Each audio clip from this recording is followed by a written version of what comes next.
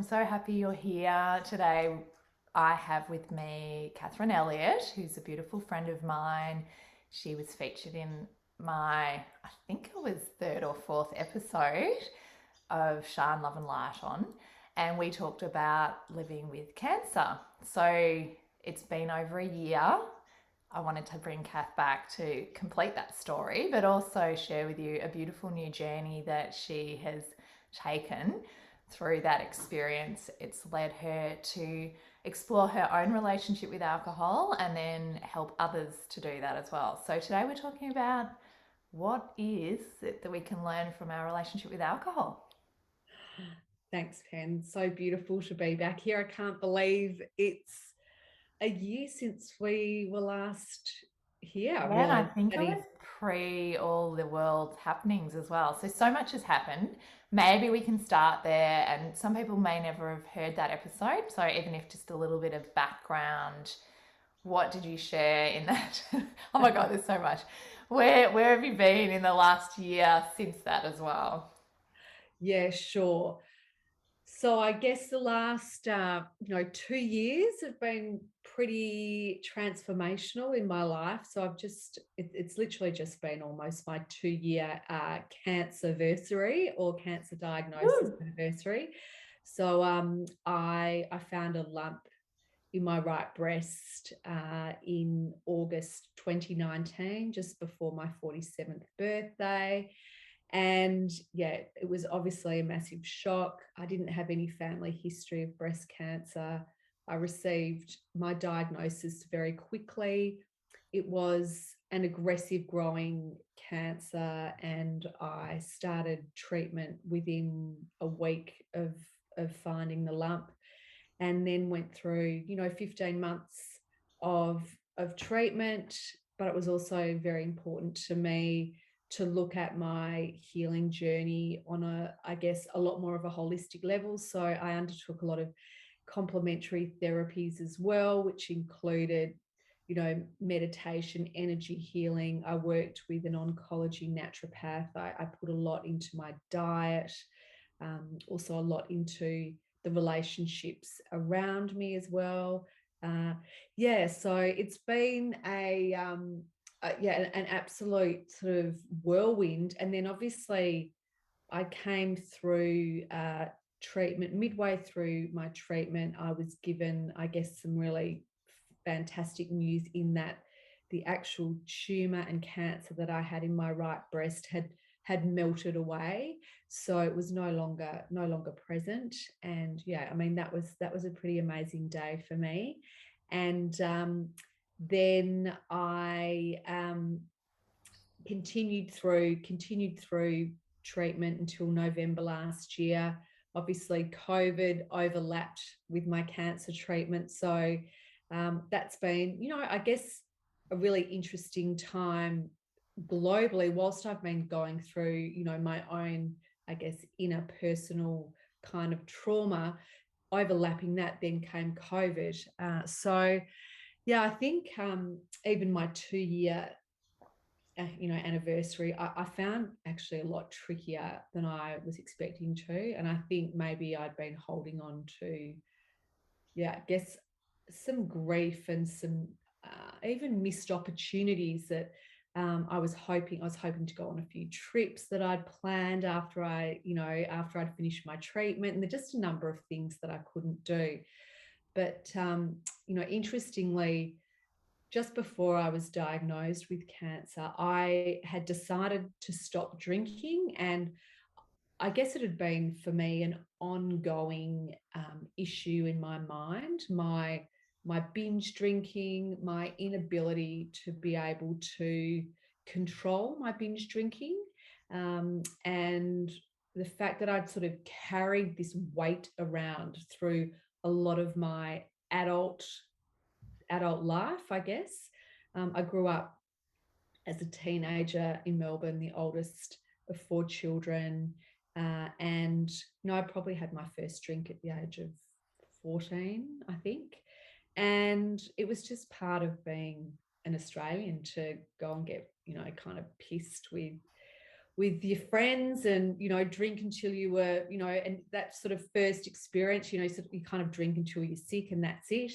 And that was me. And that I just thought that was pretty normal. And really it was quite normal. But what I realized quite early on was that for a girl, I had quite a high tolerance for alcohol. So I was able to drink quite a lot more than other girls.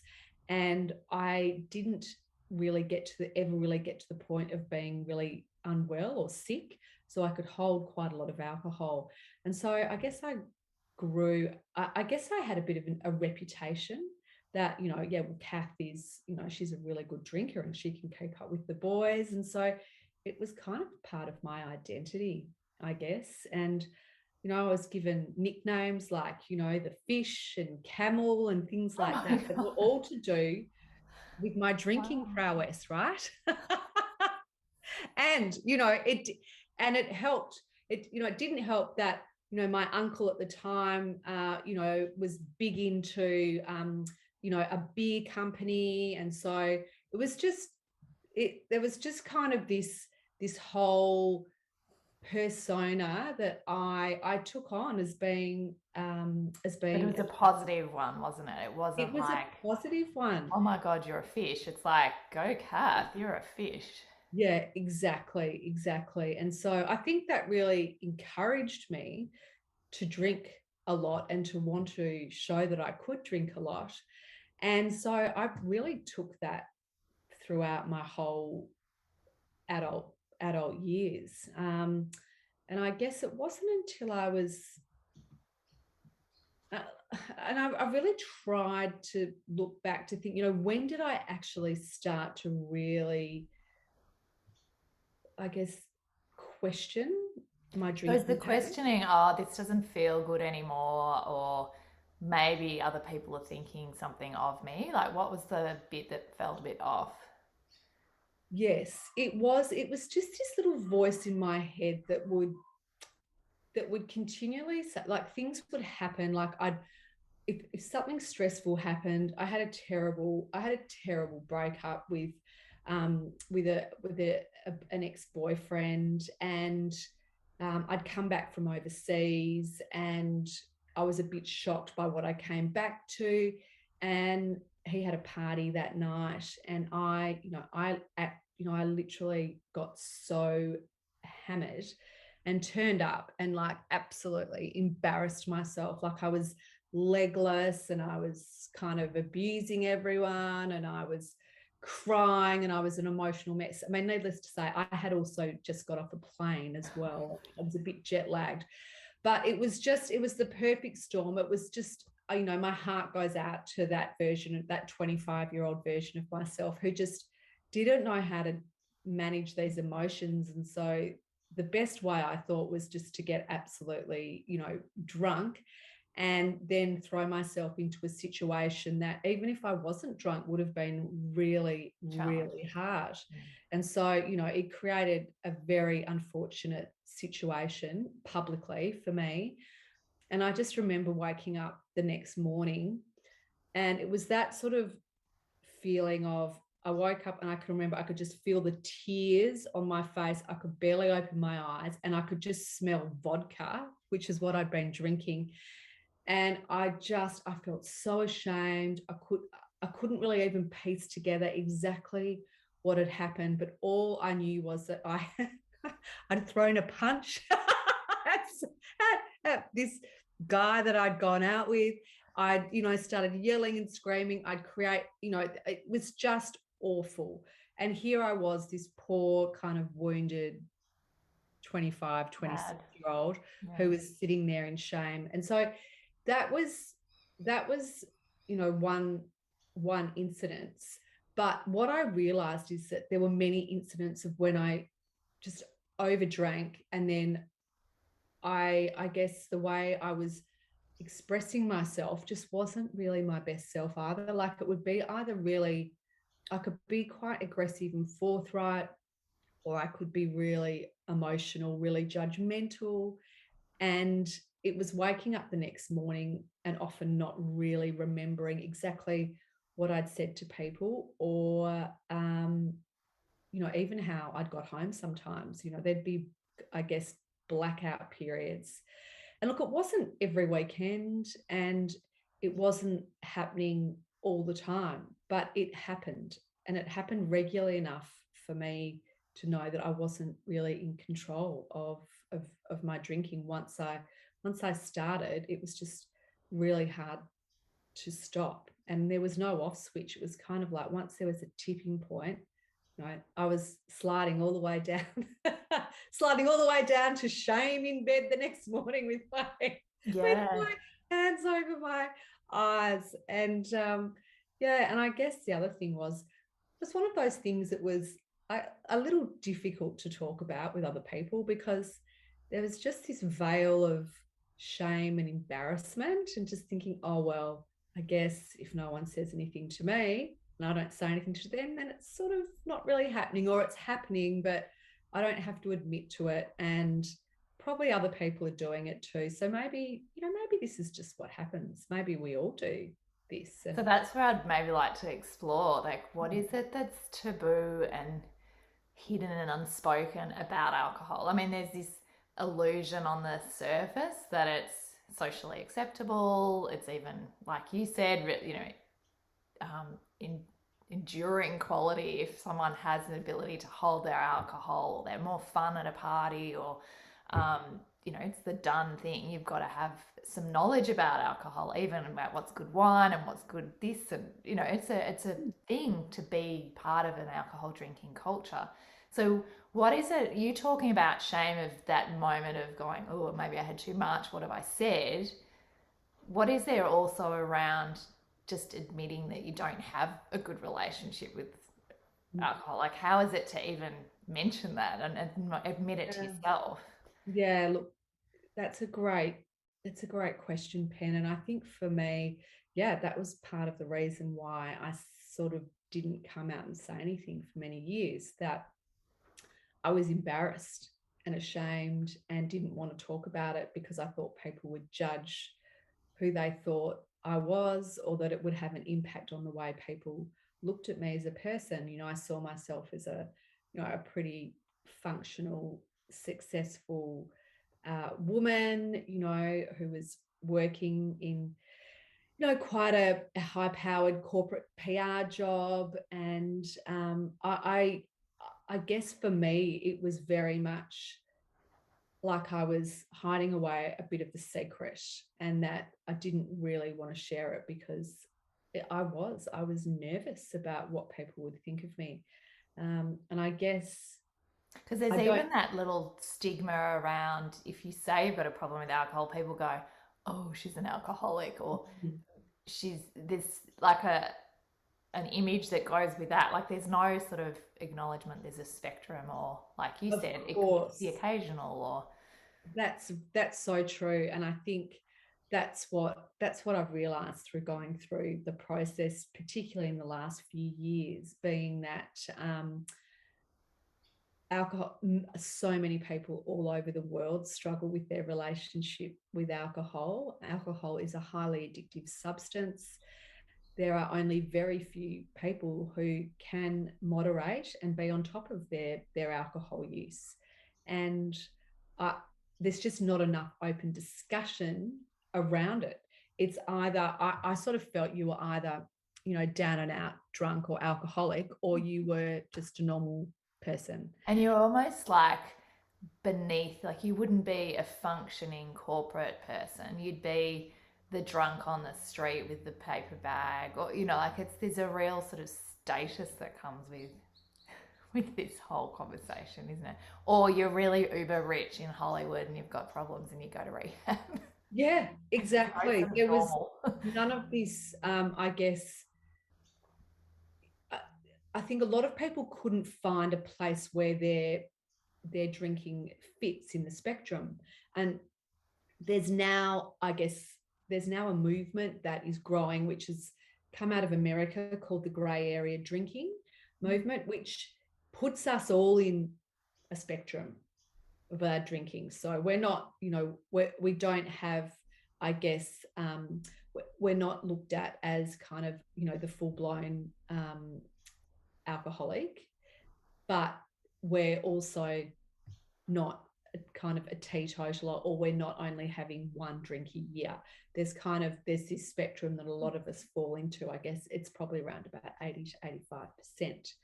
And within that, there's so many different levels of drinking, and it's not just even what you drink, it's actually why you drink. So for me, it was really I think for many years I had come at my drinking from a perspective of, right, you know, you've got to stop, this is really bad for you, why can't you do it? There was all of these rules, and I was trying to punish myself, and it was this voice in my head the whole time kind of berating me that, you know, why can't you get this sorted? And it wasn't until July 2019, which has now been when I had my last drink, when I decided to approach it from a different perspective. I decided to just stopping binging, I So was guess. that dry July by any chance, or was it? It was dry So July. you went, I'll try this out for a month or something. I used to do dry July most years. I often did February as well, or January. So I often would take 2, 3, 4 months off alcohol a year and had no problems with doing that. You know, I'm a very committed person and quite a disciplined person. So once I make a decision to do something, I generally don't have a problem doing it. So those months were great because it was just, I could, you know, I would start to feel the benefits of not drinking. But the problem is that I would drink, you know, I'd have my big night to finish before I'd start. And then you know, once I'd stopped, I'd then go back to the same patterns of drinking. It might not, you know, be straight away, but, you know, maybe 3, 4 weeks later, 6 weeks later, there'd be a blowout. And so it wasn't really addressing, I guess, why I was drinking, or my patterns of drinking. It was really just okay, I'm going to use my willpower to stop for a month.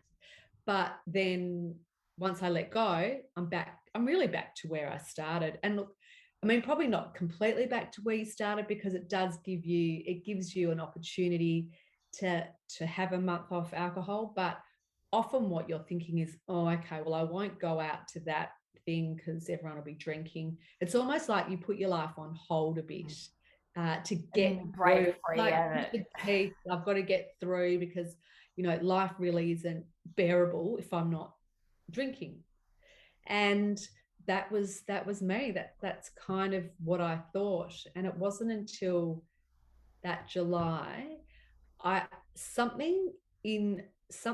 was a switch that went off. I don't know what it was. I don't know whether, you know, spiritually, or my body knew something was coming with the cancer diagnosis I was going to get a couple of months later.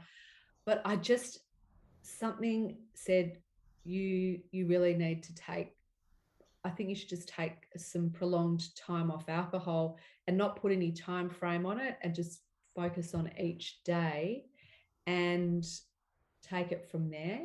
And I decided to do dry July in alongside this experiment out of America called the alcohol experiment, through a lady called Annie Grace. And it was during that month that I had this huge, like, just so many aha moments, because I was part of this group of, you know, thousands of people all over the world. We were getting lots of information via video every day. And I could see that I wasn't alone. Like, there were so many people just like me who had issues with alcohol.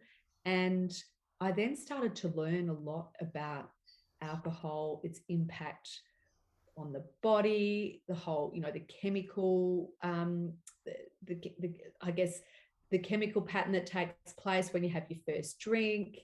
And I just started to just be open to the possibility that, you know what, it's actually nothing. There's nothing wrong with me. The reason I've had such, I guess, such a problem with getting a control over my drinking is it's a highly addictive substance, A, and B, of course, ever since I was a little girl, I've just seen people around me drinking, having fun. I've had all this messaging that about alcohol being a positive thing to have in every experience. So of course, So it's that's almost why. like you should be able to manage it. Like there's no how to do that, what's good, what's healthy. It's just assumed that everyone's going to be able to work it out and off you go. Exactly. So true. And so by the end of July, normally I would have been thinking, okay, great, I finished, mate, time to have, a drink, catch up with some friends. And I guess I just did not have that feeling at all. I had the feeling of, let's continue. This is really, yeah, this feels like there's been a shift. And then I found a lump in my breast later on that month. And I haven't had a drink since. And I've started to do quite a bit more research into the links between alcohol and breast cancer. And I guess I was fairly shocked at what I found. And yeah, I mean, it's not a fear campaign here, but I was just shocked that I didn't know or have the statistics around the direct links between alcohol consumption and breast cancer. In particular, I had hormone receptor positive breast cancer, and there is even a higher link between that type of breast cancer and alcohol consumption. As more alcohol consumption increases the level of estrogen in your system, which is what feeds the type of breast cancer that I had. So yeah, I guess it was a bit shocking, and it was also, in a way, it felt empowering. And I mean it from the perspective that, I guess, apart from my binge drinking, I had led a reasonably pretty healthy lifestyle. Obviously I've had, some stresses in life like everyone else has. But in terms of, I've always been really good at exercising, self-care, having a fairly balanced diet. And so I really felt that the binge drinking, although I can't say it caused my cancer, I just believe that there is a link there. And even moving forward and protecting and looking after my health, now that I have had a cancer diagnosis, I just couldn't see any benefit in continuing to drink alcohol once I knew what those statistics were. But also, the amazing thing was that I never believed that I would love life so much without alcohol. So, I sit here now and can honestly say that who would have ever guessed that I'm here saying life is magnificent without drinking. Like there's nothing that would take me back there now, because I have so much more energy, more time, more space. Some, key relationships in my life have improved out of sight. I feel like I'm a lot more creative than I've ever been, and also a lot more in touch with the huge spectrum of emotions that are within, that I just didn't have access to when I was drinking, because alcohol is a depressant and it numbs you. So I'm still surprised at how now easily my emotions will come forth. I was walking yesterday and all of a sudden I could feel tears coming down my face. I was going through some stuff yesterday and it just released, and I was like, oh my gosh, that's right. And the amazing joy as well that I also experienced without, I used to think I needed to drink to feel these levels of joy and fun. Whereas what I've realized is the access to those emotions without alcohol is like it's unbelievable. It's just incredible. And But yeah, it's refreshing. It's not like, oh my God, I don't know how to manage them.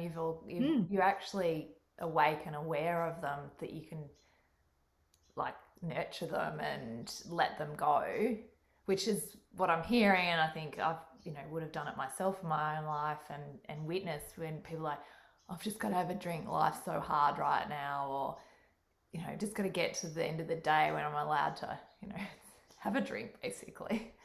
yeah, absolutely. And yeah, so I just became so passionate about not only what I was discovering and uncovering in myself, but also, how would I be able to start to, I guess, spread the word or use my own story to, I guess, help others. And so I think I mentioned before Annie Grace, who is the writer of the book This Naked Mind. I reached out to her through email asking about whether or not she had any coaching programs. And I didn't hear anything for a while, but look, to cut a long story short, I decided I wanted to become a This Naked Mind coach because I believed so much in the methodology of the program, which was all focused on being compassionate. So it's a compassionate led methodology. It's also about the person finding their own intention for where they want to be with their relationship with alcohol. It doesn't mean you have to completely stop drinking. It's actually about stepping back and being really curious and aware about your relationship with alcohol, looking at it as an opportunity to learn more, gain more knowledge and education, maybe taking a step away from drinking as well to see what that feels like, because many people haven't taken a step away from drinking for 10, 15, 20 years. And just to, I guess, see what life feels like when I don't have alcohol in my body the whole time. And then some people decide they'll stop drinking, and they're so empowered by their life without drinking that they want to continue. Others decide they'll see how they'll go with moderation. Some people continue drinking for a long period of time before they're even ready to look at having a pause, but they really need support through education, through being part of a community, through having a coach who's there supporting them. And so I went through an application process and became part of this coaching group that's just been through, I think we're like the second or third coaching group have just been through this Naked Mind Institute's coaching program. And I only found out, like a few days ago, that I've just officially been certified, which is Well really, really done. exciting. That's super cool. Yeah. Well, it's perfect timing. And I mean, part of the reason I wanted to have this conversation was to sort of show what life looked like for you after your cancer diagnosis, and for those that heard you talk about it in the first episode, to hear more of what that looks like for you now, but also because we have gone into this tumultuous kind of world situation, that so many people are supporting themselves, or their relationship with alcohol probably has changed again, or it's different. You can't go to a pub anymore, or you can't go to big parties, but you're probably still consuming alcohol, or you have some kind of relationship thing going on. So yeah, maybe talking to that too, because I think that's why Yeah. I I mean, I feel like this know conversation is so it, important. I think it's gone a couple of ways for people. Some people have actually, I think, reassessed their relationship with alcohol and decided it's quite a good opportunity to cut back. And other people have started drinking a lot more at home. So they're not at work, they're not working from the office. So it's okay to maybe have a glass of wine at lunchtime or early in the afternoon. And even just the increased stresses in people's lives during this whole past 18 months has meant that people have been using alcohol as a crutch because basically that they felt like there's been no other way to do that. Or even, I mean, we see all the memes about, as soon as we go into lockdown, like people are ordering their Dan Murphy's, orders straight away. And so you don't have to worry about driving home. no, You're bringing it home. exactly. And look, the thing is, I'm not here to bash people who are drinking at all. Like it's not where I come from. The thing is, though, a lot of people are sitting at home and they'll just be really worried about where their drinking habits are at now. And they won't know where to go for support because they don't see themselves as being, into sort of needing to go to AA or rehab. Often people talk about maybe seeing a psychologist, but I guess where I would say it's different with someone like me who's a coach is that I've had lived experience of drinking, being a drinker, being a binge drinker, also, and knowing, I've lived through actually the methodology and also knowing how to, I guess, find freedom as well in my life. So that's super helpful. And I know that even having gone through breast cancer, it's just really helpful to have someone who absolutely understands where you're at, and you haven't just got a professional who's sitting there giving you advice. But really, if you haven't had the lived experience, it's extremely hard to understand what someone is going through. And so I think for me, that's where you can provide someone with a lot of hope if they're sitting there looking at you and hearing about what's happened in your experience. Because part of our coaching methodology, I mean, we don't take up all the space, obviously, but it's about sharing vulnerably some of what has worked for us and what what we've gone through as well to provide hope for clients and for other people who are looking to really examine their relationship with alcohol.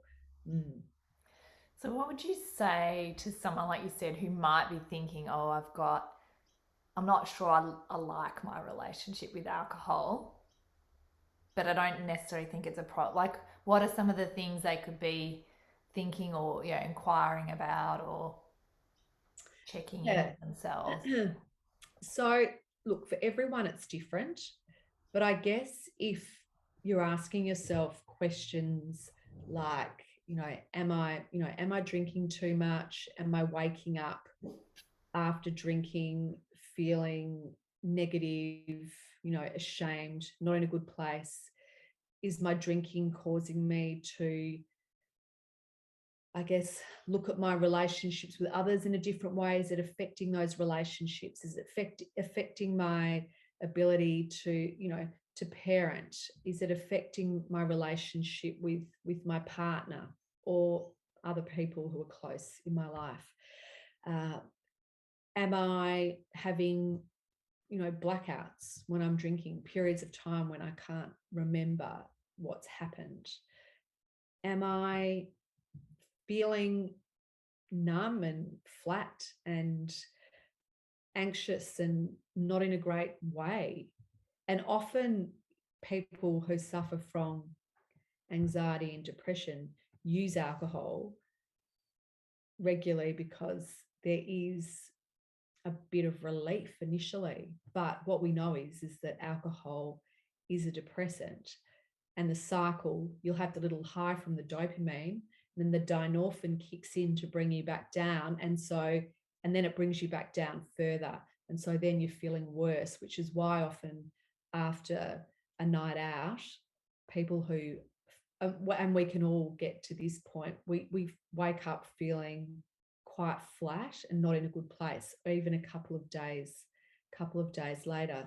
So I think, everyone's got different warning signs. And even if you're a mum and your kids have said something to you about your drinking, I mean, I know for me, there were a couple of occasions when my boys saw me in, quite compromising situations with my drinking.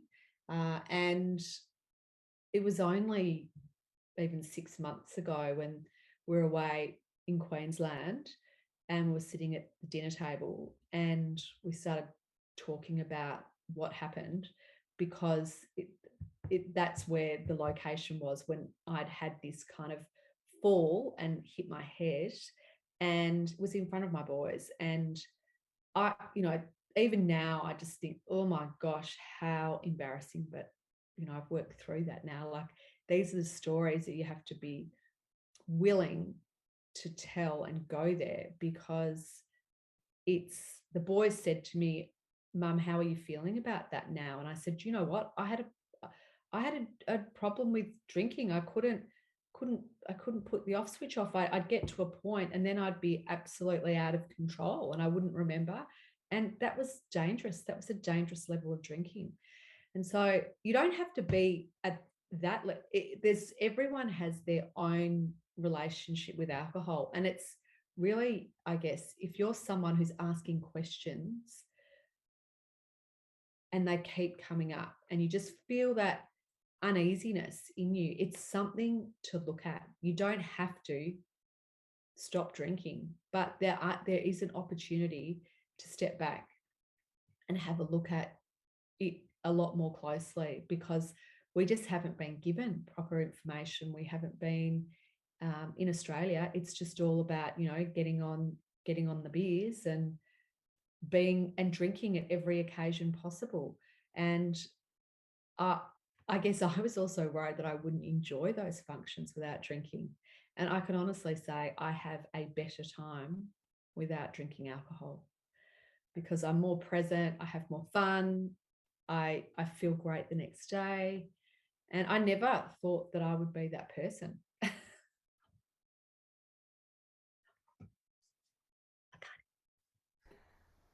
I had to mute because the dog was barking. So Oh, I'm back. I can vouch for that. Like, I've witnessed you, Kath. You're absolutely just as fun or more fun. But equally, I've done that myself. So I think I've been inspired by you.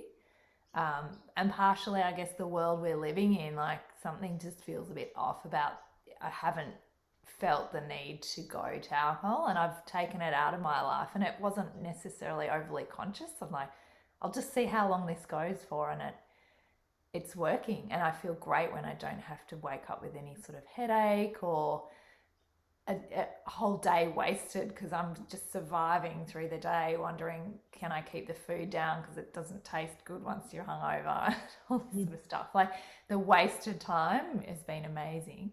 But I think one of the things I would imagine people are as listening, thinking, I don't want to lose, either the fun that I have with alcohol, or it helps me get through. Like, it's like we mentioned, it's getting me through. So if I take it out, what's left? Like, there's this gaping hole, or maybe even a bit of rejection from the social circles that I'm moving in, who that's all we have in common, or that's one of the major things we have in common. Yeah, and that's one of the things that my clients have had. I guess one of the things that they come with is this whole feeling of not being part of a social group anymore, or feeling ostracized, not feeling part of it.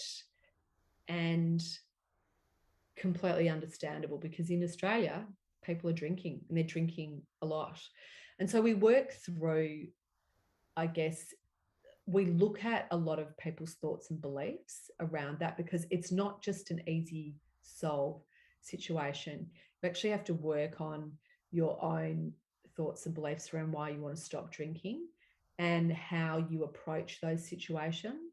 Because if you go into these situations without a proper plan, without really being strong in why you're choosing not to drink, it's virtually impossible to go in and not feel like others can kind of, I guess, almost sabotage your efforts.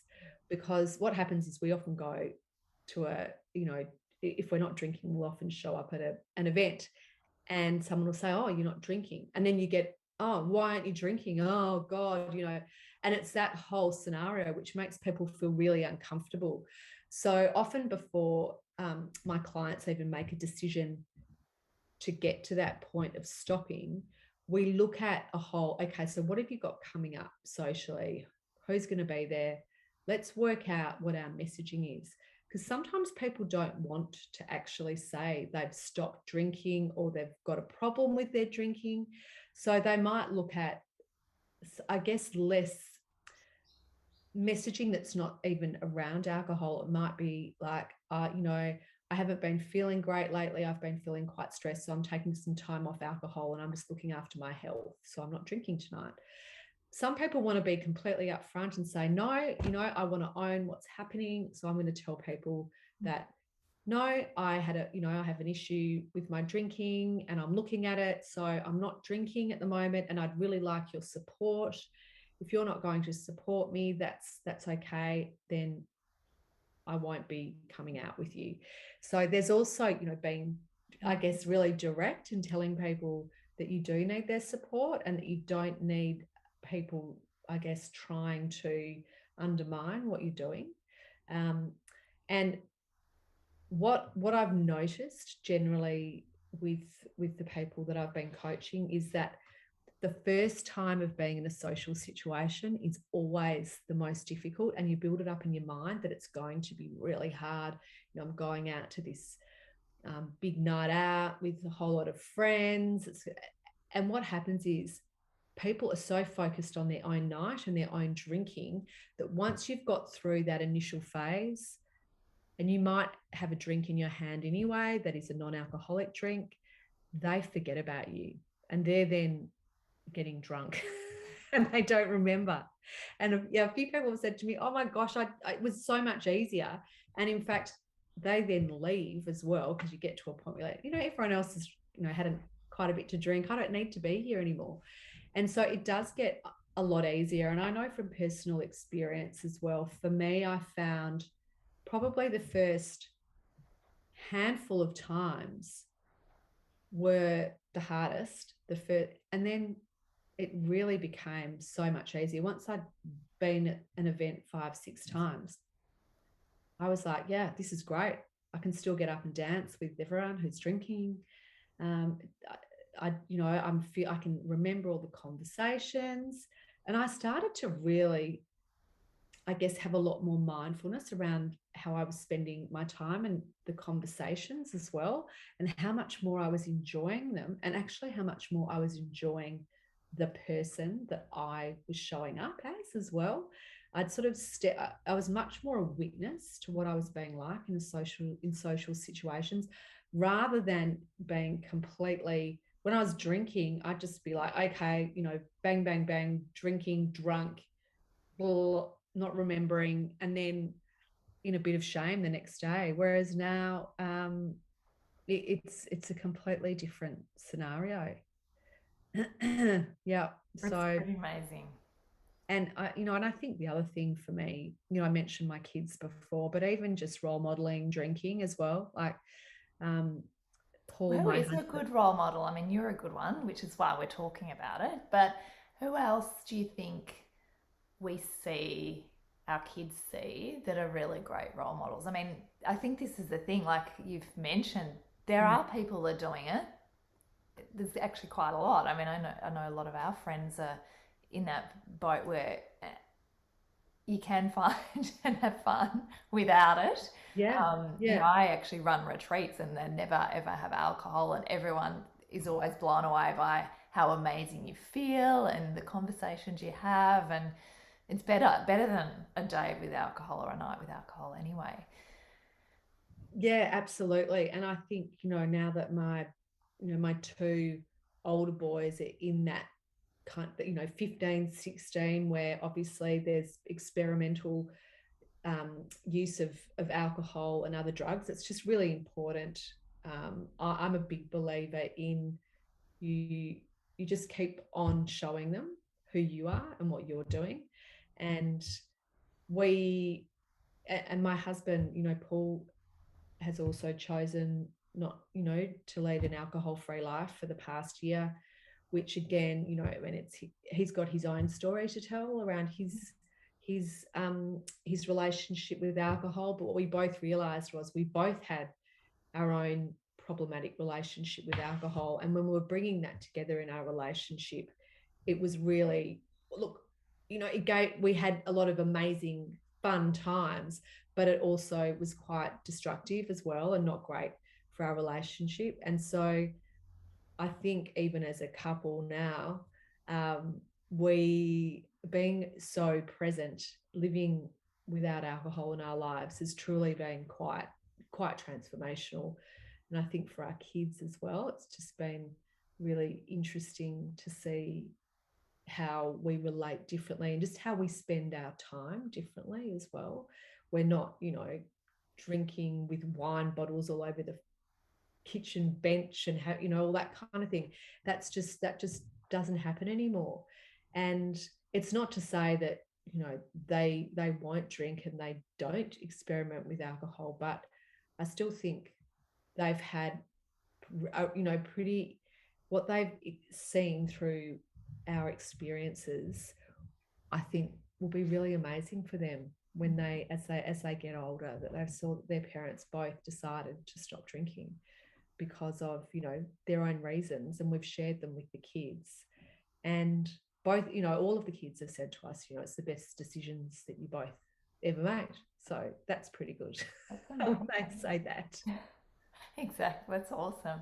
Yeah, can you think, I mean, Annie Grace is obviously a bit of a role model for you. Is there anyone else you've kind of been inspired by? Well, you know, it's interesting. You don't hear of a lot of alcohol-free celebrities in Australia, but I guess what I've seen lately. I know that, you know, Chrissy Swan. I think, have you heard of Chrissy Swan? She's Yeah, yeah, Big Brother and yeah, she's taken some time. You know, she stopped drinking. And yeah, I think it's great that she's been sharing it with her listeners and her followers who are all really interested in what life's been like for her. And it's interesting because you don't really hear a lot about people who don't drink. And I know that Dave Hughes has also never drunk for like the last 20 years.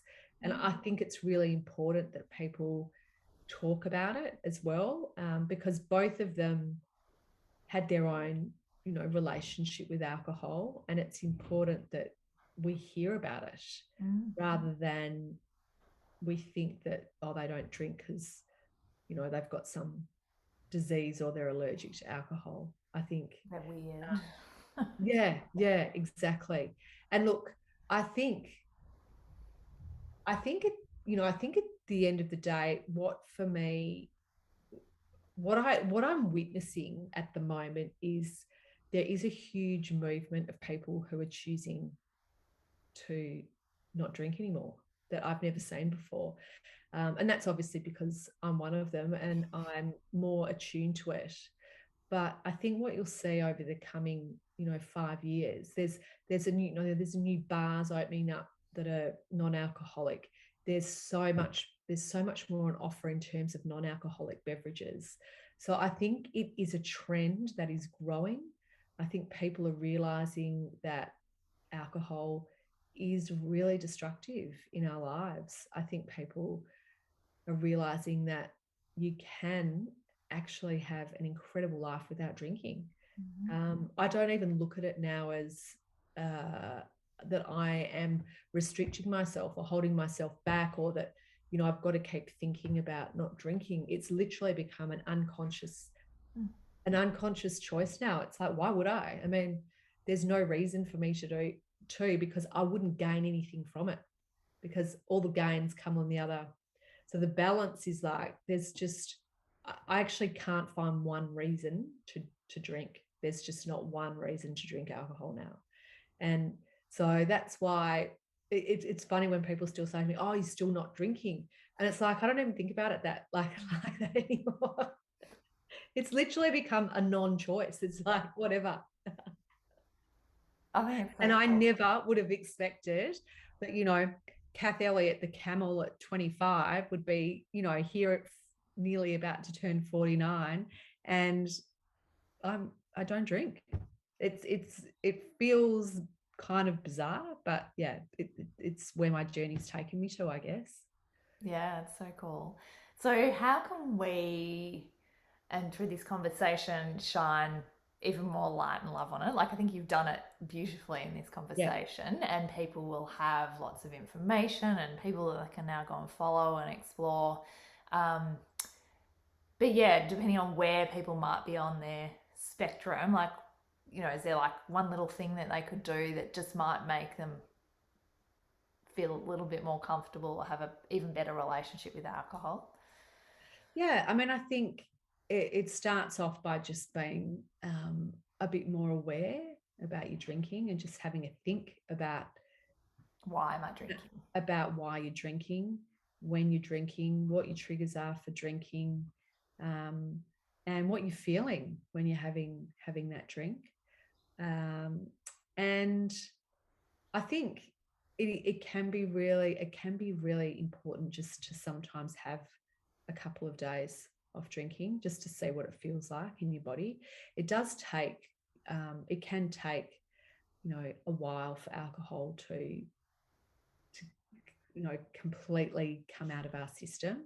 So So you're often, saying have a couple of days so then you know what it's like without it? yeah. And look, even if you've been drinking for many, many years, it can, you often need to have a couple of weeks off before your body's completely processed through, I guess, everything, like it's most people notice that sometimes when they stop drinking after they've been drinking for a while, they don't feel great. They feel a bit edgy, which is also to do with the cravings and the addiction. There is, even if you're only drinking once a day, it's the same as if you have coffee. There's still that kind of, your body still, it's used to having this in your system. And look, the other thing is I mean, alcohol is, it's a toxin. It's poisonous. It's ethanol. So really, it's really important um, to remember that it's not, we dress it up, but it as bare minimum, it's the same chemical compound as ethanol, which isn't great either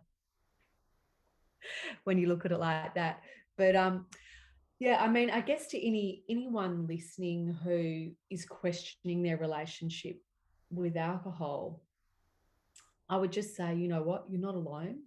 There are so many people all over the world who have a problem with their relationship with alcohol. And look, your relationship with alcohol is your own responsibility, but it's actually not your fault. So there are many, there are things you can do to try and help yourself. And I guess I have now gone into, I'm coaching, I'm trying to help, my target audience is generally Gen X women who've grown up in a drinking culture, who are now, either caught in patterns of binge drinking or habitual drinking and don't know how to get out of them. And I'd just say that there is another way out.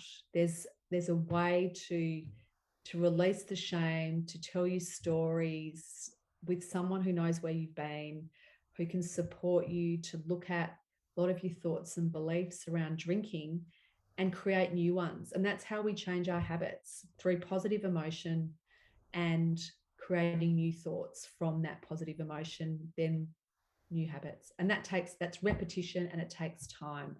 And it's really hard to do any of that without support from either, a person or a community of people. And that's why a lot of people find it really hard to do on their own.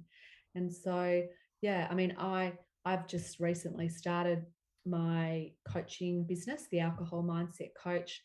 And part of that is I'm always open to an hour complimentary conversation with people who want to have a discussion to see how it might help them, or even just if they want to get some stuff off their chest. That's, I for think me, that's awesome. even if they don't end up, signing into a program or a partnership, for me that doesn't matter. I am so passionate about helping people who want to be helped. And sometimes it takes people some time to even get to that point. I know I had a conversation that started in my head probably, 10 or 15 years ago. And it took me to only, it's 2 years ago that I completely decided that I needed to change. So even if that step you take is to pick up the phone or write Kath a text or an email and say, I don't know what I'm doing, but can we have a chat or whatever it is, that's an awesome first step. Absolutely. And of course, it's always confidential. So I would not, I wouldn't disclose any information that's shared. But even if you're not ready to do that and you just, follow my Instagram page. And you can obviously always reach out whenever. Or of course, the other thing that I will recommend that changed my life was reading Annie Grace's book, This Naked Mind, Control Alcohol. It's an awesome, awesome read, and it gives you so much information. And yeah, find freedom, discover happiness, and change your life. Pretty amazing. That's what I read alongside doing her live alcohol experiment, and I'm now using a lot of these materials in my own programs as well. That's so cool. Thank you so much for sharing where you're at and what amazing things have opened up from, the discomfort and awfulness that came with your cancer diagnosis, but the journey that it's taken you on has been amazing. So Yeah, it really has, and it continues. It just continues, and I think I was thinking back on my 2-year anniversary, just thinking, wow, there's two major, well, actually three major things I've got going on at the moment in terms of, I guess, my sort of professional career development. One is my coaching business. The other is a business called My Breast Friend, which is about to be launched, which is to do with my breast cancer journey. And then the other is I am doing some volunteer training to be a peer-to-peer, I guess, support volunteer for people who've gone through, breast and gynecological cancers. And so I've been doing a whole lot of training for that. If I hadn't had breast cancer, I don't think I'd be doing any of those things. It is pretty amazing. And that's the thing. I constantly look at that experience as highly traumatic, but highly transformational and full of so much growth and love and light. So it's interesting. In an experience of deep trauma, you can birth an incredible amount of light and growth and transformation. And that's the gift that it's given me, which isn't to say that I still don't have difficult times. As I said, I was crying yesterday, but that's life. That's part of being the reality. Like this illusion that everything's got to be roses is like, let's get rid of that one. But I think, that's even an invitation for someone who's like, this would be too hard to even begin this exploration of my relationship with alcohol. To hear Kath say, by taking this path, look what's opened up. Like there's so much amazing stuff that's, shown itself on the other side.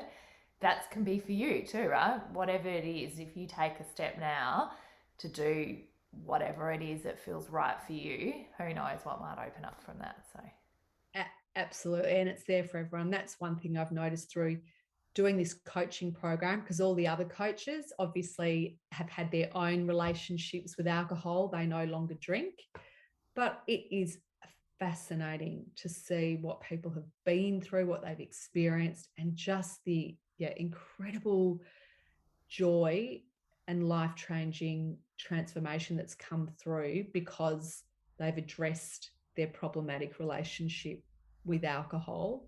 And obviously underneath that, there's there's a whole layer, there's layers and layers of other stuff going on. But it's just, it's pretty magical. It's pretty magical. And I think, if you're curious and if it's something that you want to try, I would just say, dive in, just take the plunge. And if it's not, that's not your thing, and that's fine. But Yeah, I'm just, yeah, as always, Pen, I'm just so honored to chat with you. And, you've been such a beautifully supportive friend to me. And yeah, I'm always very grateful for the love and care and support that you give all the people in your life. Oh, thanks, gorgeous. So I think that's a bit of a wrap. And let's just say to everyone who's listening, if you've got something out of it, to share it with someone else who you think in your life might benefit from hearing Kath share about her relationship with alcohol, and inviting you to look at your own relationship with alcohol. Yeah, please share it and like it and rate it and review it so that it sticks around.